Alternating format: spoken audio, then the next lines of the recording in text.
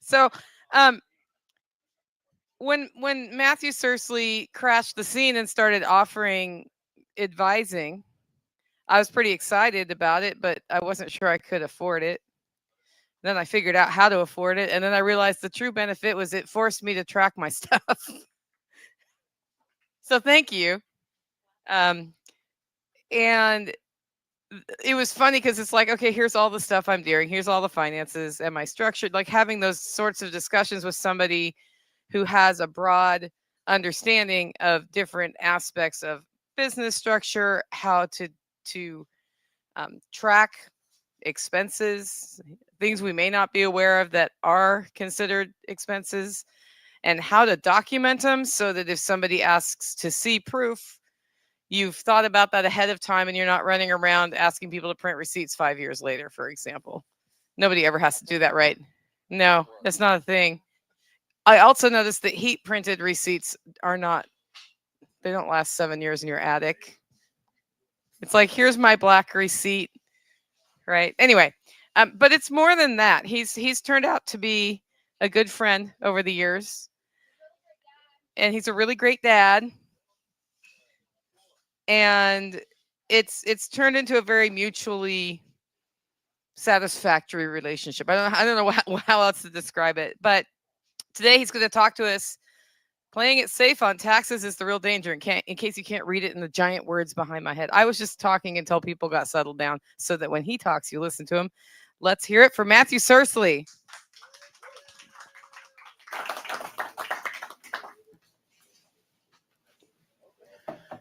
So most CPAs, most lawyers, most normal people will tell you play it safe. You don't want to get in trouble with the IRS. You don't want to get nasty letters from the IRS. Just play it safe, be conservative, don't get in trouble.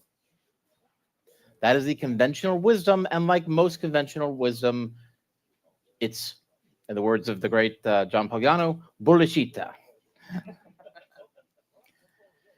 There's the safe pass, and it has little or no risk, and it has little or no reward. Now, I'm an attorney, but I'm also a math guy, a science guy. I like numbers. So I've got an example. Let's say you have a business. You've got a business, and there's 10 different kind of gray area. Can I deduct this? Can't I deduct this? Maybe, maybe not. And let's say each of those 10 saves you $1,000 on your taxes by taking them. So you take them all, you're saving $10,000 in taxes every single year. But well, Mr. Safe doesn't. He takes zero deductions, he saves $0. Mr. Risky, well, unfortunately, the IRS came in. The IRS said, you know, some of those deductions, you're not allowed to take those deductions. Those aren't allowed, those don't qualify, whatever. So, but you took all the deductions for 6 years. And then the IRS came in, okay, of those 10, 3 of them, no, you can't do that. So you got to pay back 3 years, because it only goes back 3 years. So 3 years at $3,000, $9,000, and there's some interest and penalties. That'll be about $2,000. And you know what? You got $49,000 left in your pocket because you got the deductions, the disallowed deductions for the first 3 years you took them, and you got the other 7 deductions for the full 6 years. And next year, when you take them again, you're going to save another $7,000 and another and another. Playing it safe guarantees you lose. But we're not actually talking about taxes today. This is a talk about risks. When is it a good idea to take a risk? When is it a bad idea to take a risk? What are prudent risks? And in my life, the real risk is not taking risks. In this world, with the current economy, with the current setup, with everything going on, if you play it safe, you will lose. And you know that for a fact. Now, it doesn't mean you want to take stupid risks. Cashing out your 401k and buying lotto tickets, you're also going to lose. So we want to be prudent. We want to be careful. We want to look at the upsides and the downsides of things. We want to be smart and not reckless in our risks. So, who here does not have a business but wants to start a business? Okay. If you quit your job tomorrow and start your business, that is definitely a very bad idea. Almost certainly you will not succeed. Because that's an all or nothing throw of the dice, and you don't even know the odds on the dice. With the smart risk, you maybe start something while you have your job. Maybe that fails. Maybe it doesn't. Maybe you try something else. Maybe you pivot. You quit your job, you go all in. That's the reckless risk. And I've done this. I've started multiple businesses. Most of them have not worked out very well for me. I had a partner in a business. It was not a good partnership. I left that partnership, which was good. The way I left that partnership was not good. It cost me a tremendous amount of money. And it left me in a position where I had very limited options for a while. And so I had to start my own business after I left that joint business without doing anything that harmed that previous business. And I had no income coming in. I went about $40,000 into debt in that business before I finally gave it up. Eventually, I paid that off. But that was a reckless risk. I would have been far better off being smart about how that partnership ended, or going and getting a job and building back up my reserves and trying something on the side.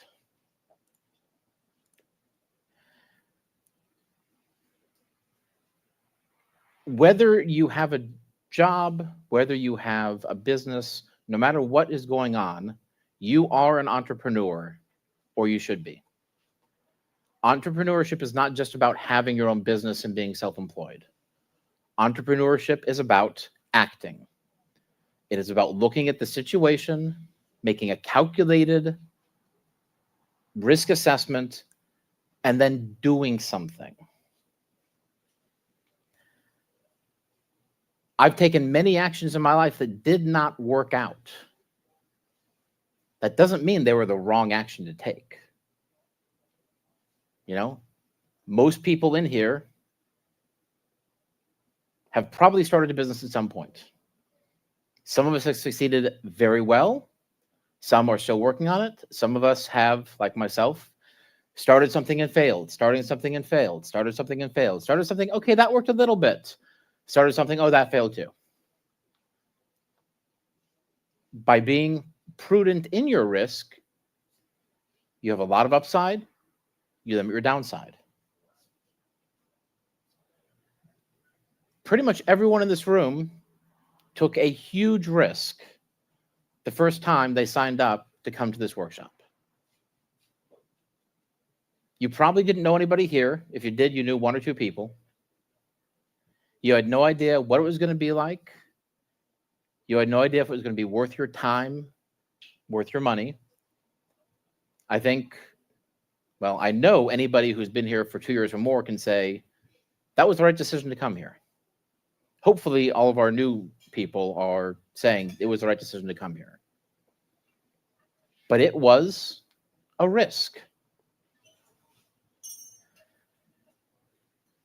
I have a business. You all know that. I help people with taxes. I started it 5 years ago. I am where I am today because of risks I've taken. I started listening to Nicole's podcast. I had 3 clients. When she mentioned she was looking for a CPA to come to her April workshop and talk about taxes. And I reached out to her and I said, hey, Nicole, we met at Jack's workshop. You know me. I've got a tax business. I'd love to come talk at your workshop. 3 days later, I'm listening to the podcast and I hear, apparently I'm going to the workshop to present. She did that to me again a few other years later. That action was a risk. She could have said no.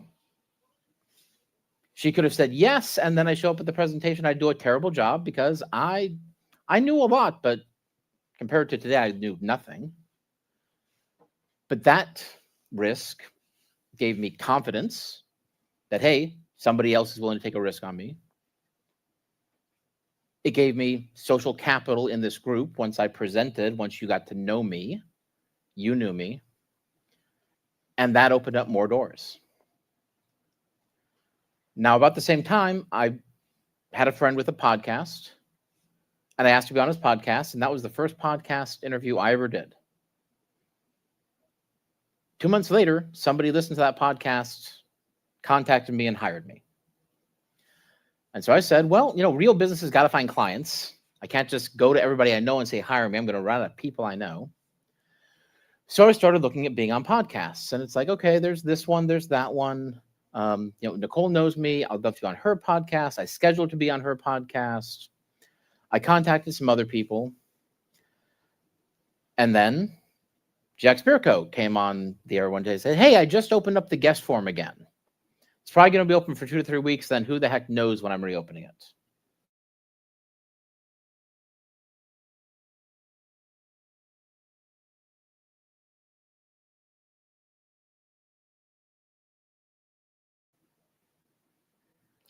He had me on the podcast,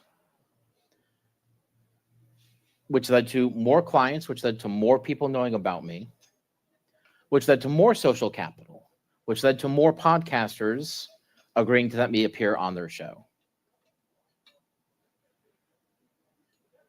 Fast forward another year. Business is not going great. It's probably one of the 5 times that I've been sitting there going, well, I've made money on the business, but in the past 6 months, I've lost money on the business, and it's taking a lot of time, and I got to do something. And I was part of a weekly accountability group for businesses. And so I said, okay, literally 90% of my business has come from being a guest on podcasts. So my activity for this week is I'm going to contact 10 different podcasters and ask to be on their podcast. Now, we met on Tuesdays, but I had a lot of stuff going on Tuesday, a lot of stuff going on Monday, and it's Sunday at about 7 p.m. I'm like, well, I've contacted 5 people, and I don't want to go back and tell everybody I didn't do what I said I was going to do. So let's find 5 more podcasts. And I'm looking at, oh, that'd be a great one. Can't find contact information. Oh, we'll try that one. They want $4,000. No. I found 4 pretty quickly. And I was just having trouble finding the 10th, that last one. And this was actually an accountability group that was part of a Tom Woods community. And I've been a Tom Woods follower forever. And so I just said, you know what? I happen to have Tom Woods' email because he and I emailed back and forth once before. He's not going to have me on. But if I just contact him, I can tell this group of people, hey, I did my 10. So I remember very distinctly, it was about 8:20, 8:25 that I emailed him saying, hey, and it wasn't just like, hey, can I be on your show? It was a professional email. I had links to other podcasts I've been on, including particularly Jack Spirko, who had been a guest on his show several times, using that social capital. And I kid you not, 17 minutes later, I get an email back from him saying, this is perfect. I'd love to have you on. My guest for Tuesday just canceled. Are you free? I was not free. I got myself free. That has become another friendship. That has become a very good relationship. And frankly, that is where a majority of my clients have come from, is Tom Woods and his people and his network. That in part came out of that email. And I know people who have bugged podcasters so much that podcaster won't have them on as a guest now, even if they'd be happy to have them on now because they bugged them so much years ago. That was a risk to contact him. It was a risk to go on that episode. If I made a fool of myself, I would have made a fool of myself in front of a very, very large audience. The reason I am here today, the reason I'm able to live the life I live today, I can chase it back to risk after risk after risk. And even the ones that didn't work. And yes, I did pay money to go on a number of podcasts. I probably wasted $3,000 or more appearing on podcasts that did not lead to anything that I could track. But, I also spent $4,000 being on podcasts that led to me making $15,000. Yeah, sometimes you make the risk and it doesn't work. That doesn't mean it was a bad risk. Entrepreneurs act, other people just sit there waiting for things to get better. They're not going to. There's the human side. It's not just business, it's family. Again, most of the people here, most of the people listening are probably men. Asking out a girl the first time is not a lot of fun. It's risky. From what I understand, it's a lot riskier today because it's not just, her group of 3 or 4 friends who may make fun of you. She could post that on Facebook. Yeah, I'm old, I know.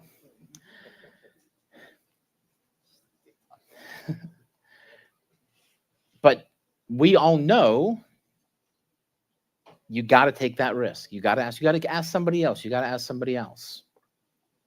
Another risk is ending that relationship you shouldn't be in. I remember my first serious girlfriend. We were together for 6 months. If I had stayed with her, she would have married me. Her father was an attorney. He would have hired me. I would have probably made 3 times at my first job what I ended up making if I had just stayed with her and worked for her dad. But it wasn't the right relationship. But I had never been in a serious relationship. Breaking up with her was at the time maybe the hardest thing I ever did. And I did not do it well. What day did you break up with her on? It was the day we were celebrating Christmas together. It wasn't actually Christmas. It was when I came to come back.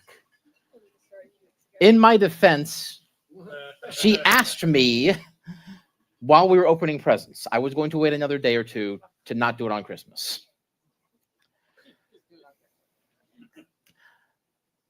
But that's a risk. I know a lot of people here who have been in relationships, who have been in marriages that were not the right marriage for them.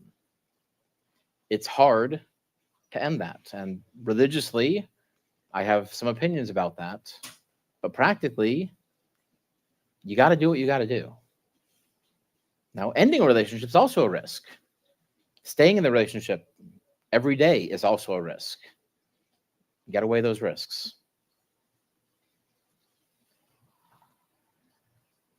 Anyone here want to stand up and say a risk they've taken sometime recently that worked out for them?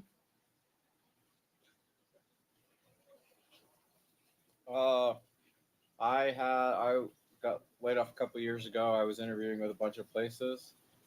I had 2 interviews in the bag. Like, I was waiting for offers. Recruiter called me up and was like, "Hey, I have an opportunity." And I was like, "I don't want to go through this again." Like, they were stressful. And the guy was like, "Will you just at least talk to them for 15 minutes? And I was like, "I'm driving an hour, why not?" And it led to a better job, making more money than I would have made at either place. Like, I was like, just took the risk. I just went for it and it turned out well. So I think most of us in here really love Jack and Nicole. They've both talked in their podcasts about the risks they took. And yes, I'm calling you out. Nicole had a job that she made way more money than most people will ever make in their life. And it was killing her. Literally. And she left that job. And she does not make that much money even today. And there is a good chance, I think, she will not like to make that much money. And if she does, it'd be great. And if she doesn't, it was a good choice to make. We've all heard Jack's story as we've listened. Leaving six-figure jobs for jobs paying $40,000. Then the bigger risk, having that conversation with the wife. But I think most of us can look at where Jack is today and say, hopefully not in a poverty mindset way, man, that must be nice. How do I get there? Well, if you want what nobody else has, you have to do what nobody else is willing to do.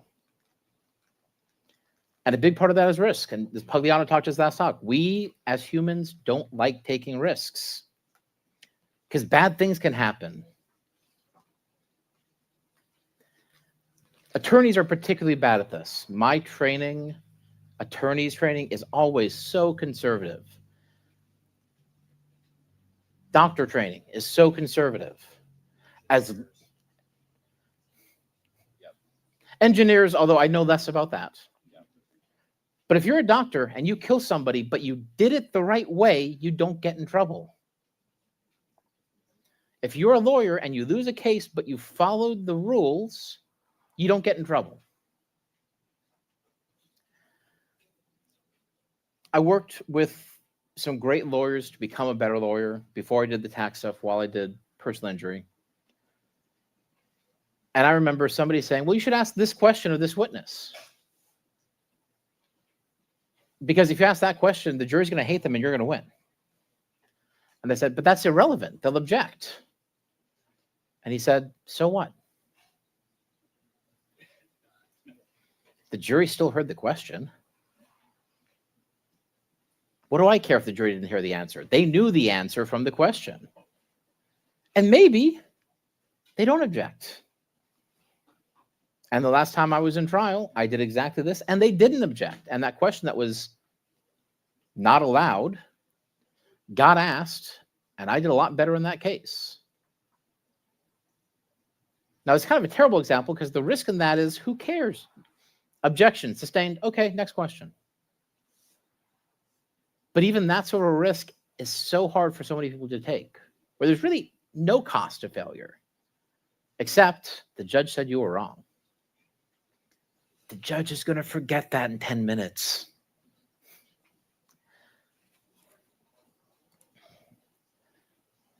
So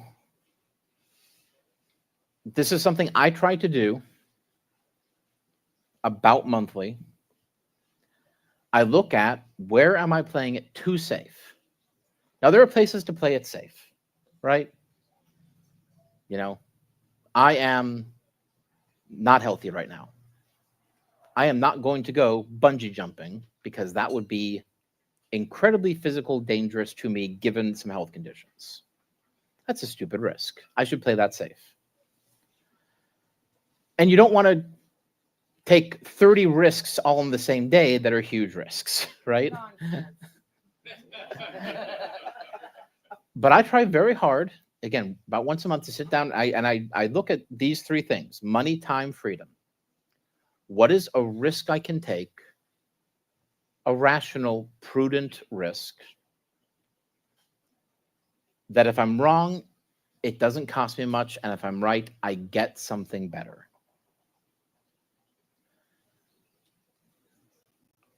I have a much better life today. I started doing this in January. I have a much better life today than I had a year ago. And a big part of that is this. And some of them were big risks. I was advertising before this year for my business. I was spending about $400 a month.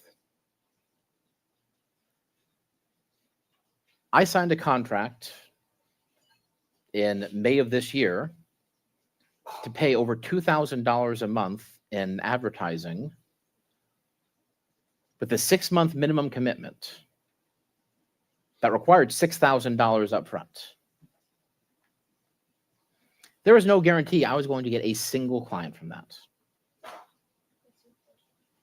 Now, I actually raised my total advertising budget to $4,000 a month.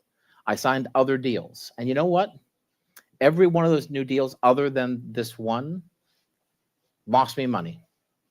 One of them, I spent over $2,000 over 6 months and did not get a penny from. But this one, and it was the one with the biggest risk in terms of dollar amount, but the least risk because it was advertising on the Tom Woods show where I knew there was a connection. I knew his audience meshed with me. In the first month, I got enough clients to pay for my ad spend for the 6 months. I went from being lucky to have 8 to 10 potential clients a month to not having enough time to meet with the potential clients who want to talk with me today. That was a big risk. But was it that big of a risk? And if it hadn't worked, I would have done something else and I would have found something that worked. And that's the final piece of this. When you lose on the risk, as long as you don't die, you get another shot.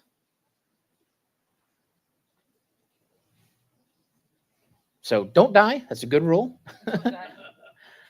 Don't get crippled. Don't get, but even, maybe you go bankrupt. I know people have made mistakes and they went bankrupt. I know a guy who's got a net worth of about $7 million who went bankrupt 20 years ago. If he had played it safe and hadn't gone bankrupt, he would not be worth 7 figures today.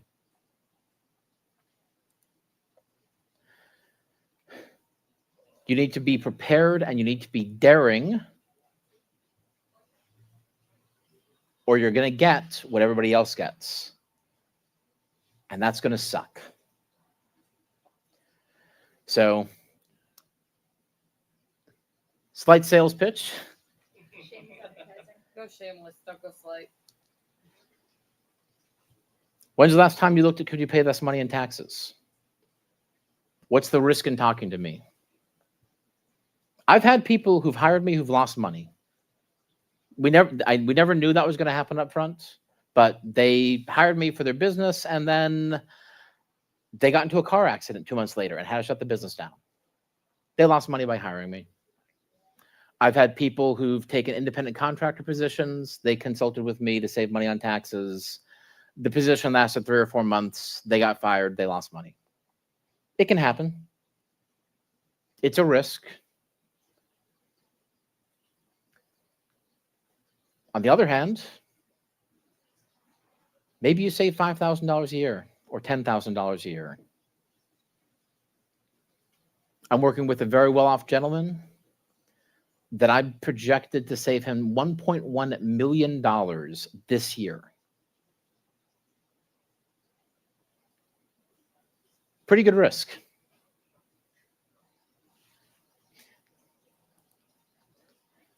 Any questions, comments? Anyone want to, kind of like I did in the last one, say a risk maybe they're thinking about taking that they're going to take? I'll share a risk while you guys get organized with your questions over here.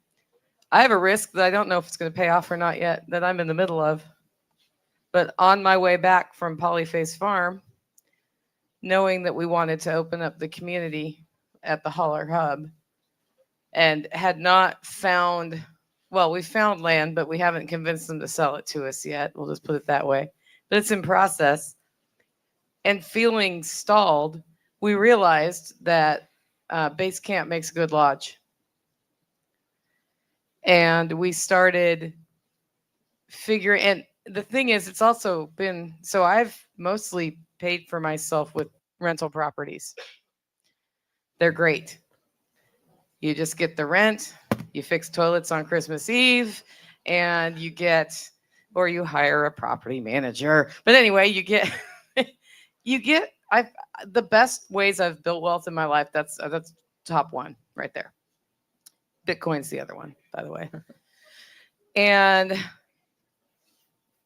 so we had stable money very low note on it coming in. And in order to do what we want to do, we have to not have that stable money. We have to let the month-to-month renter leave. So we started talking tactical, and we started talking about, well, what does it really cost every month? Let's just say that. And how can we bring in at least enough to cover that and then build from that to build more money? And so the first month I lost money, but we had fun. The second month also lost money, and a roof needed to be replaced, which that hurt, but we put the right, like my choice was a $7,000 repair or replace the roof. And the person giving me the bid, who's a friend of mine, said, we can do it for 7,000, Nicole. And I was like, well, let's just, like humor me. How long is that going to last? 5 years. Okay. Can we talk about what a new roof looks like? It wasn't that much more money to get me a brand new metal roof properly installed. So we did that. And at that point, the bank account battery was done. And the third month, guess what happened? We made a profit. I'm going into winter. I actually don't expect to be making a profit as an Airbnb over the winter. You never know. So we added event venue rentals, and it's starting to stack. But I wouldn't say it's a wild success yet. I would just say that we know we have to take the risk to make the vision. And we were able to assess what that risk really was, so we knew what we were going to lose. Yeah. And as you brought up real estate, I love real estate. I think it's a great way to make a lot of wealth, not just money. I know people who have lost $50,000 or $100,000 in real estate because they were unlucky. They had a bad tenant who did a lot of damage that wasn't covered by insurance. It happens. I know people who have put money in Bitcoin and have lost money because they couldn't control their emotions, or because they lost the wallet, or because of whatever. Don't lose your wallet. Don't lose your wallet to a flood that follows a hurricane, because your paper backup is also in your house, right? Ask somebody how they know. Yeah. Second location, trusted person, encrypted thumb drive. There you go. Unless they get washed away. Yeah. In the same flood. When everything's in one place and something goes wrong in one place, you can lose everything in the one place. And when you co-locate your servers on the East Coast in 2 different locations, and there's an unprecedented brownout situation, your website can go down for a week. Ask me how I know. Any other questions? Okay. I'm pretty sure a single presenter can't come up where I have to ask some kind of question. So It's your job. yeah, it's my job now. I'm the new Jake.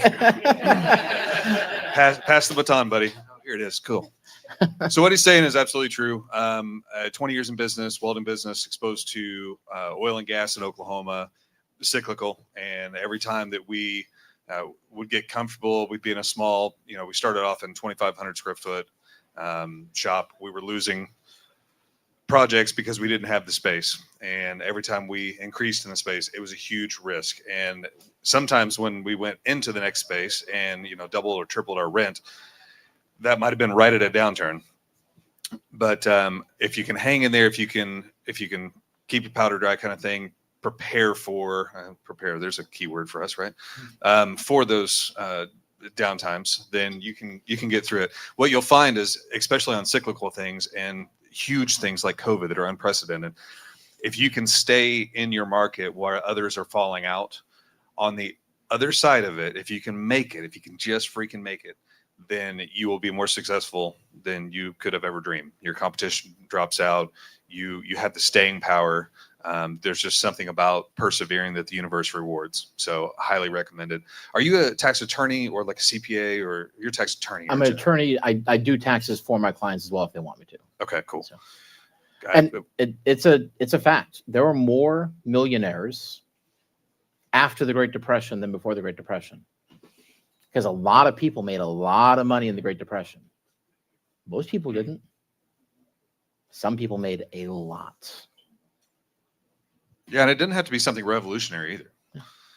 I mean, the trades are huge right now, and it's just the same basic stuff we've always been doing: the HVAC, the electricians, the plumbers, the welders, and who would have thought that we're coming into an age where the blue collar guys have so much upside potential. I mean, it's incredible.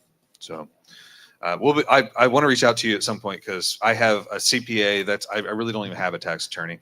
I have a CPA, and we've flat out had. Tax people are very practical. So I've told him, I'm like, we probably need to break up. We don't see eye to eye. And he goes, absolutely. Yeah. You have a lot more. What's that? Did you do it on Christmas? Oh, no.